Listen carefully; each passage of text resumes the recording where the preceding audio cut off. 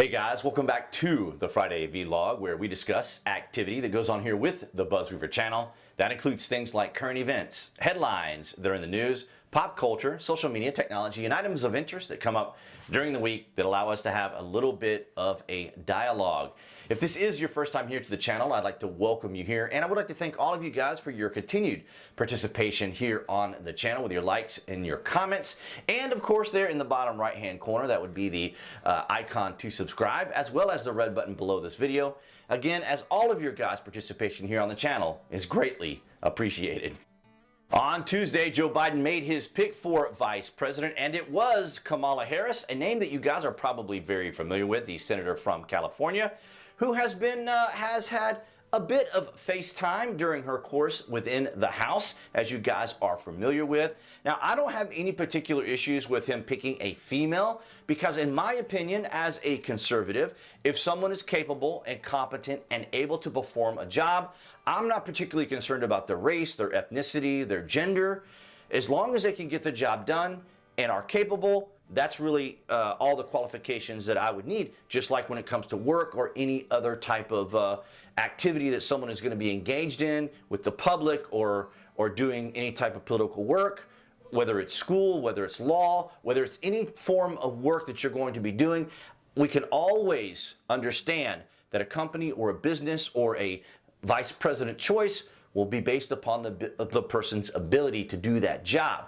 Now, what I want to do is I want to read from the articles that came out. Now, this is going to be quite a bit of a mouthful the way this was written. I'm not sure why it was written this way, but just bear with me as I go through. There's a lot of hyphens in this.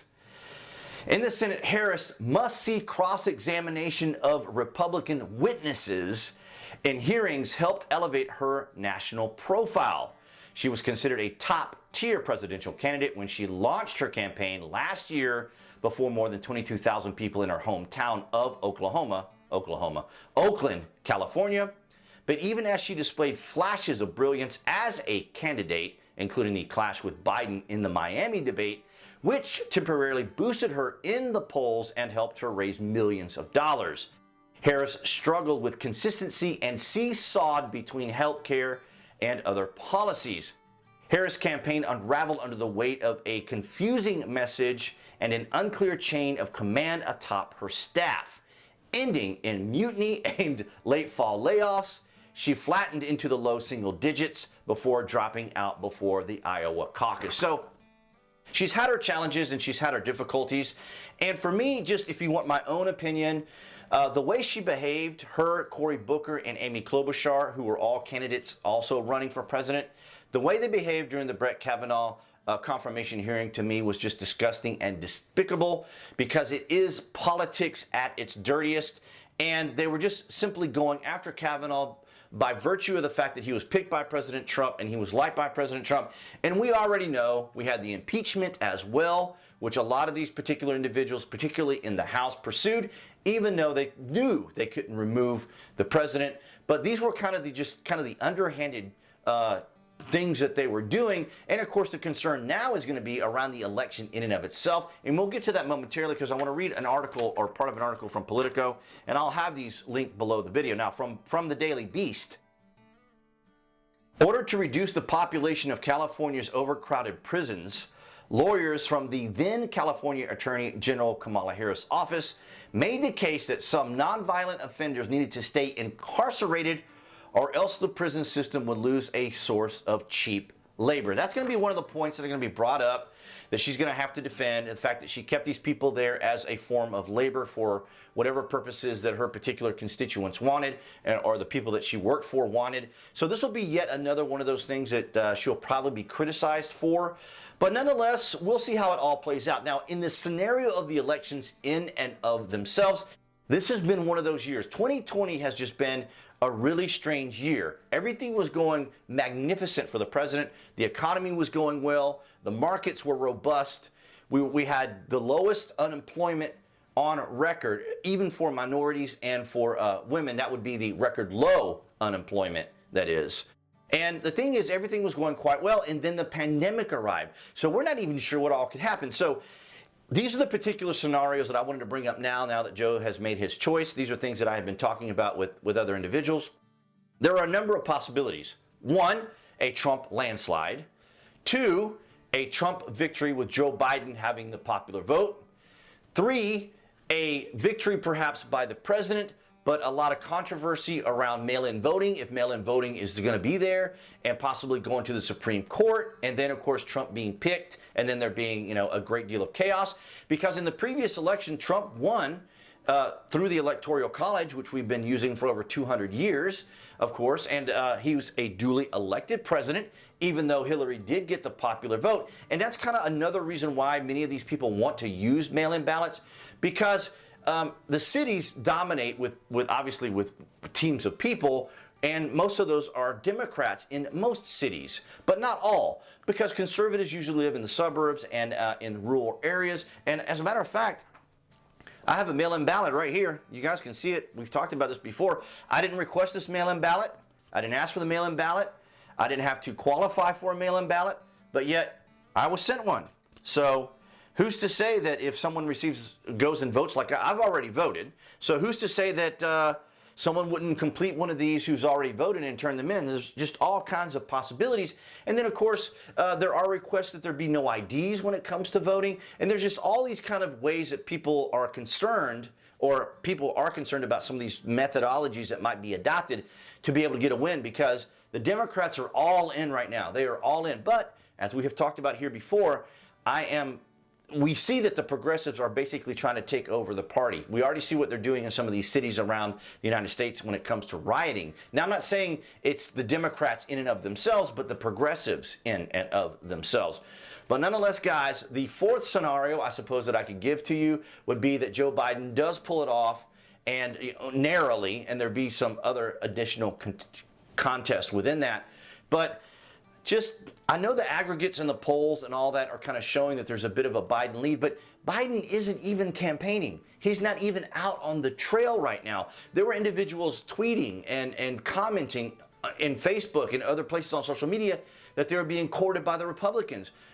President Trump has people out in the field, actually going to people's homes, knocking on doors, interacting with people everywhere. And of course, I'm going to say the Democrats want to push this pandemic. I mean, you always have to ask yourself who benefits from this. And as long as we have the pandemic, then Trump won't be able to go to the cities. He won't be able to raise or have his rallies and raise the level of his popularity through this, because that's what he did in 2016. And so it's going to be interesting to see how this unfolds. But as I mentioned, Joe Biden isn't even campaigning. Now, I don't know if Kamala Harris is going to be a boots on the ground type person that's going to be out there engaging with people, but Biden is going to need a little something more than what he's doing right now. Now, their convention is coming up soon. But as I've said, this is 2020. We have all kinds of bizarreness going on. And if there is kind of even a virtual debate of any kind, it will be, interesting to see how it unfolds, particularly how Joe Biden performs. All right, guys, so that's the topic of this particular segment. I don't want to go too long into it, but nonetheless, I will leave links to this particular, to the links that I just read from you below this video. Guys, I wanted to make a quick mention here. If you follow me on Twitter, the other day I made a post linking my BitChute account on Twitter. And apparently, as we get closer and closer to the election, we're seeing more and more censorship. And anytime we make a post with our BitChute links now, you will get a warning. Now on the screen, I'm showing you the tweet that I made. And then below that is going to be the message or warning that individuals get when they click on that link. And of course, when people get these things, they typically won't go there because they may not necessarily understand why they're getting this warning, whether or not it's an untrusted site, whether or not there could be spying and cookies and things of that nature that they may not want, or tracking and data mining and things that go on. So it's really kind of underhanded the way some of the social media has been handling, especially when it comes to Laura Loomer, who's running in Florida. We've talked about Laura before. I won't go into a mass amount of detail about her, but Comcast is even trying to block her emails and even affect her text messaging and ability to message. She's going to be one of those candidates that is unable to even use social media at all. She's having to do all boots on the ground, I should say. and get out there and try to send her message. But she is doing quite well. She's raised over $1 million. She's constantly mocked. She's constantly ridiculed. But we're seeing that social media is already involved in its censorship. And of course, naturally, we keep hearing Russia this, Russia that, although China could be just as much interfering as any other nation. And it will be interesting to keep an eye on this election. As we said in the last segment, there's no telling what's going to happen in this 2020 election. But I just wanted to show you guys that thing, or the warning that I got from Twitter the other day. All right, guys, so that's going to wrap it up for this Friday vlog. A bit of an organic touch to it there. I didn't want to do any over-editing of the video. I just wanted you guys to hear the genuine aspect of this particular delivery for this Friday vlog. So thank you guys for getting through that. But nonetheless, your guys' participation is always appreciated. Likes, shares, and comments. Of course, I know you hear YouTubers say that all the time, but it is so vital right now, particularly during this bizarre AI thing that's going on right now with YouTube and just the general 2020 in and of itself. So if you guys haven't already and you're following me on BitChute and or DTube as well as Parlay, which I have just recently joined and enjoy, you guys please consider giving me a follow there. And if you are here on the YouTubes, as it is often described by those who are, I guess, unfamiliar, unsavvy to social media, that would be the channel icon appearing right there on the screen to subscribe, along with notifications. That way you guys will know when there is content here on the channel. Now, keep in mind, if you do have notifications, you will be notified when there is content here. So when I do other types of videos, you guys will be informed. But if you just want to check out the Friday vlogs, of course, you will be alerted. But nonetheless, guys, that's where I'm going to leave it for today. And I will see you guys right there behind the camera next week.